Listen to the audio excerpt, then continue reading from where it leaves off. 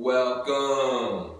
You with the Nasty Pastor, and I'm back with another chapter. Read from the fall of America. Look, we're entering chapter 41. The title is The Day of America's Downfall. And now, yesterday I did some skimming, and when I said skimming, breathing through to see how many pages it is, to see how many parts I'm gonna have to do this in. And there's some things that stood out to me that I say, something, they're getting ready to tap into some realness. And it taps into me saying a long time ago within these chapter reads that let's get on an individual look and look at what you as an individual done to participate in the fall of America. You get it? An individual standpoint. Let's get out the masses. Let's get out it's a group. Let's get out it's a race. Let's get out it's a culture. Let's get into the individual. Come on, let's dive in. Allah manifests the fall of America. He desires to make America fall as a warning to her brothers in Europe, white Americans and Germans. All Allah has taught me are the most wicked of the white race. The wicked deeds that have been performed and are still being performed by white Americans upon the so-called Negroes, their slaves, are the worst in the annals of history. They have been clever enough in their wickedness to make the so-called Negro slaves love them. Though they are their open enemies and murderers, Allah in the person of Master Muhammad, to whom be praised forever, now judges the American whites and is causing America's fall and total destruction. Egypt under Pharaoh is an example. Fulfilling the signs and other prophecies of the doom of this people are foretold by the prophets from Noah to Jesus. Now I just want to say this to all y'all. You get what I'm saying? People would just say it. Because see, when it said Pharaoh is an example, we're talking about Exodus. We're talking about the Ramses, Seti and them. You got what I'm saying? We're talking about them. They're Kemites. You get me? You understand? They are Africans. You understand me? So what I'm basically really trying to say to you in a nutshell, if you're going to tell me that the Jewish culture did not start Islam, here's your evidence. Here's your evidence right here. Now see, you Islamic, you Muslims of the name, you better go research the African American elders back in the 1930s and the 1920s. There's no possible way they was going to listen to Master Muhammad. Master Muhammad came and got Elijah Muhammad to convince the African American community in America to listen, to give their will, to give their soul over to Allah. This is a Jewish culture also. But you can't stand Jesus. You can't stand people that go up in a Christian, Baptist, Catholic church. You can't stand them. You can't. Now say you can because I know you can't. Wake up. I'm not saying the Jews are bad people. That's not what I'm saying. Because I love me some Jesus. I love me some Moses. You understand what I'm saying? You get it? But you have been bamboozled and tricked. And you don't even realize it because of the simple fact. Why? They help you sell drugs? Come on, man, speak up. They help you sell drugs? They're letting you get away with some things? Come on. You don't even realize these Arabs will kill you, will physically kill you in their country. You don't even realize that, but you love them because they bring that dope in the country. You get what I'm saying? You get it? They help you kill off your own race, but you don't care about that because you take that money and say, shoot, it feed my family. You on an individual, right? You on an individual. You're not on a whole scale of the African American race. You're on an individual, right? I rest my case. I know what I said in the intro. You understand me? You get it? This is what Elijah Muhammad has put in this book. And I'm telling you, I'm explaining it to you. I can't stand Farrakhan. You get it? But I know, and I'm proving my fact that I believe Elijah Muhammad was the spook that sat at the Islamic door, so you can understand who's doing this, why it's being done, and how it got done. Stop being the fall guy. Stop being on the shit end of the stick. Please.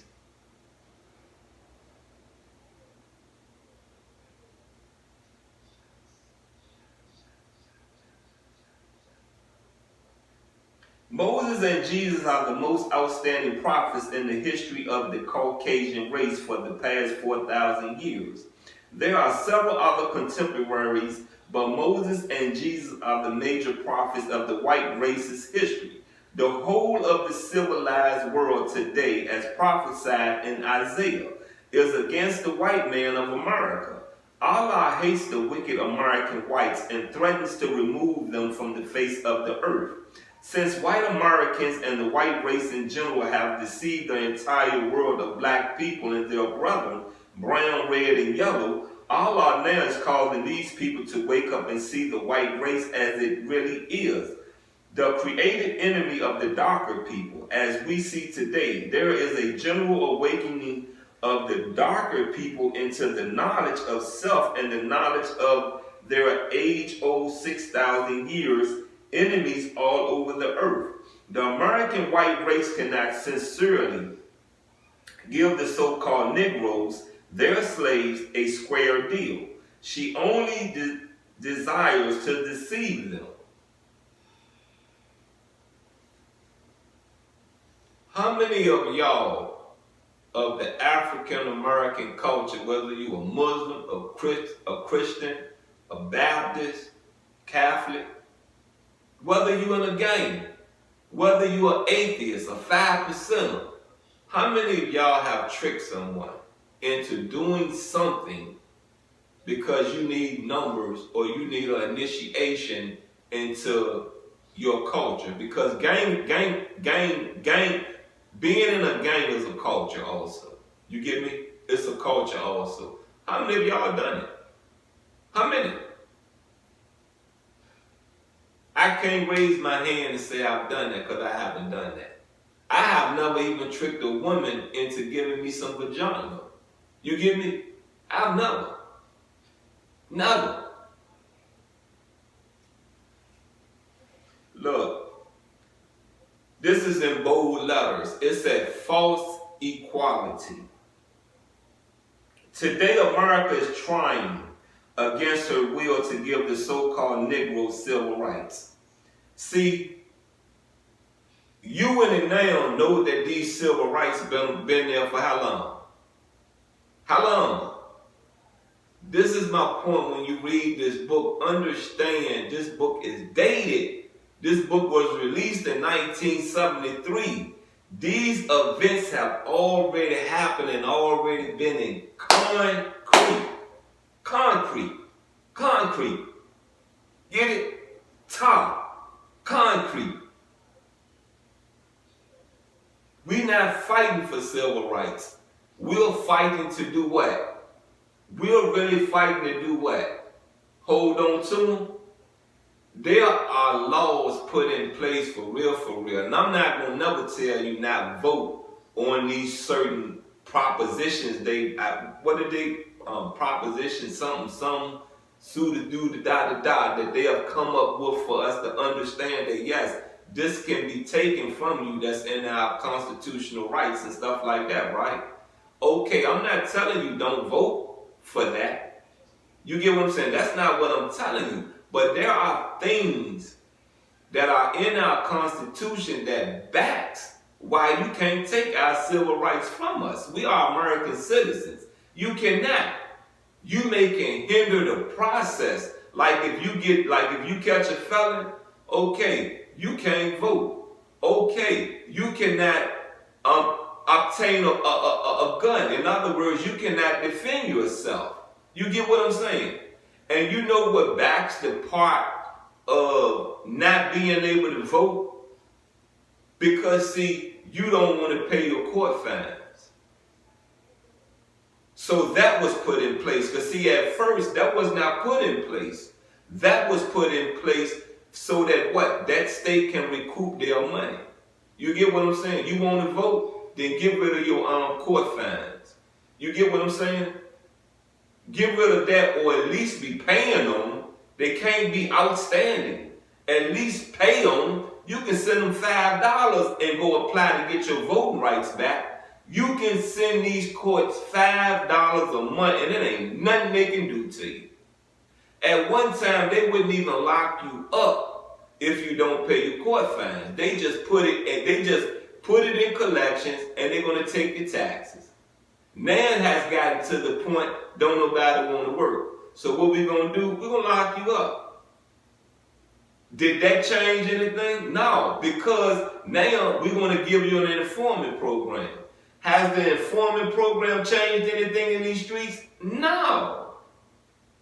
Most of the criminal acts going on is inside the informant program. And what is the excuse used? Well, I gotta make them think I'm a criminal, not an informant. Right? Right? So it sounds good to the police department.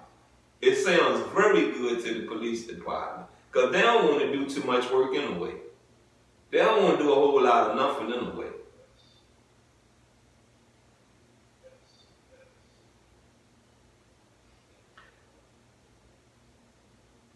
Today's America is trying against her will to give the so-called Negro civil rights, which is against the very nature and will of the white race. For the first time since the black man has been here, America falsely offers him social equality in certain parts of the country.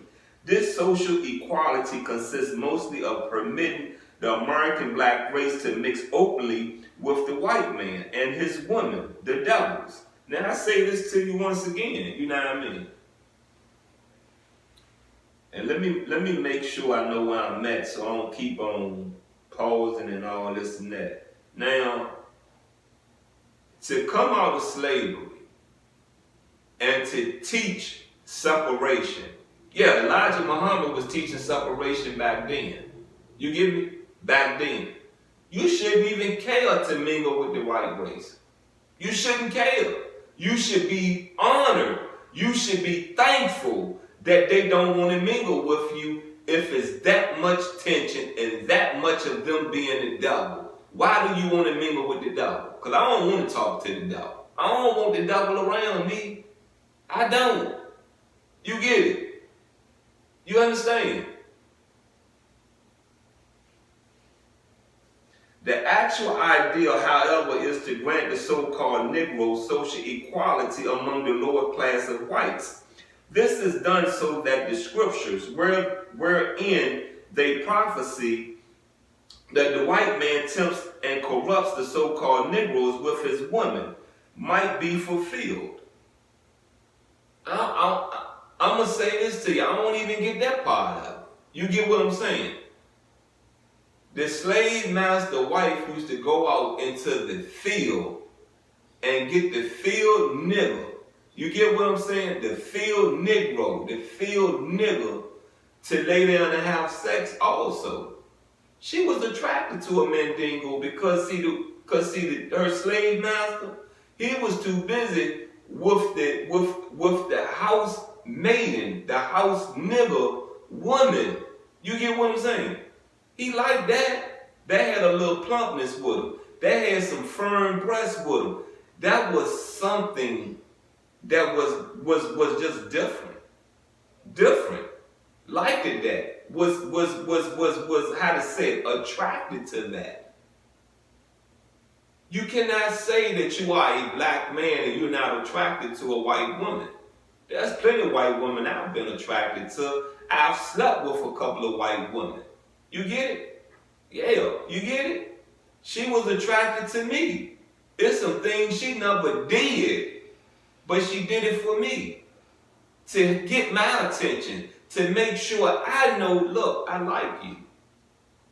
This is why I did this.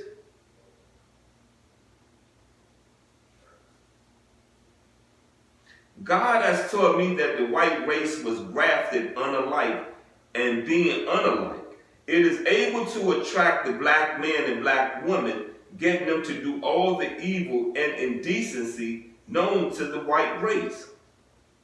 This is where I'm going to pause at, you know what I mean? This is where I'm going to stop my reading of this chapter. And I just want to go back to false equality because it's a bold print. You know, I don't see where things are not equal. I don't. I see where things are permitted. I see where things are how to say this, put in place to challenge you. I don't care that how to say this, you know what I mean? And I'm gonna go back to Allen. You get me? I'm gonna go back to Allen. He was our senator. And I believe Allen started off as our governor. You get what I'm saying? And then he went on to be the senator. You know, when he thought about changing the law to the sentencing law guidelines to 85%, from I believe we was doing maybe, because I know on 8 years, a year and a half is all you do. You do 18 months. So 8 years, you looking at that being like close to what? 1/4 or maybe under a third of your time. You do parole and then come home. Well, you're eligible for parole in a year. I think you're eligible for parole in I went up for parole in January, came home in June or July. So you're eligible for parole within a year. You get what I'm saying? You get it. So what I'm gonna say this to you right here. Allen came into this state, adopted, I believe, the 85% law from North Carolina, made it permanent in Virginia, which means if you get 8 years, you're doing 7 years and 6 months. You're doing majority of your time. Now I'm gonna say this to you. I don't know, and for you white people that's viewing, you get me? For any race outside of the black community viewing, please pay attention to what I'm saying and don't sit there and say, you got what I'm saying? Open your ears and shut your mouth. I can't call that man a racist. I can't, because it did not say 85% for the black community and the parole law is still for the other cultures. Now I will say this, there was a displeasement in the white community when they started figuring out their babies got to do the same amount of time also. I don't care about how they feel. I don't care about how they feel. I care about the politician that put it in place. And as you see, it never been revised, right? It never been revised and it never been taken off the table, right? We're still under the 85% law in Virginia, right? See, there's a lot of things in my time, in my day, that I see that if you don't put your best foot forward, you drop the ball. You get me? You drop the ball. I just made a post about this woman that I feel it was her that got me expelled from a school out Chesterfield when I was just in the 3rd grade. You get me? She came on my mat. You understand me? Got up under my covers. And when the teacher asked what's going on, called the little girl to them, and the little girl must have said I tried to rape her or something. You understand what I'm saying? I was put out of school. You get me? I had to repeat the 3rd grade for something I never done. Now, in my head, I've heard her say, I just want to apologize. I just want to help him. And what I made a post about is this right here saying, you get me? Saying, I don't want your sympathy for real, for real. I just want the truth to be told. I don't need your help for real, for real. You get me? You get it? Look, there was a stigma, a saying that if you fail the 3rd grade, eventually you're going to go to prison. In that post, like I said, I could have defied that. You get me? I didn't have to go out here and sell drugs. But I made it a fact in my life. Where did she play a part in that? I can't be mad at this woman for me going to prison. You get me? What I'm mad about is that the lie has never been made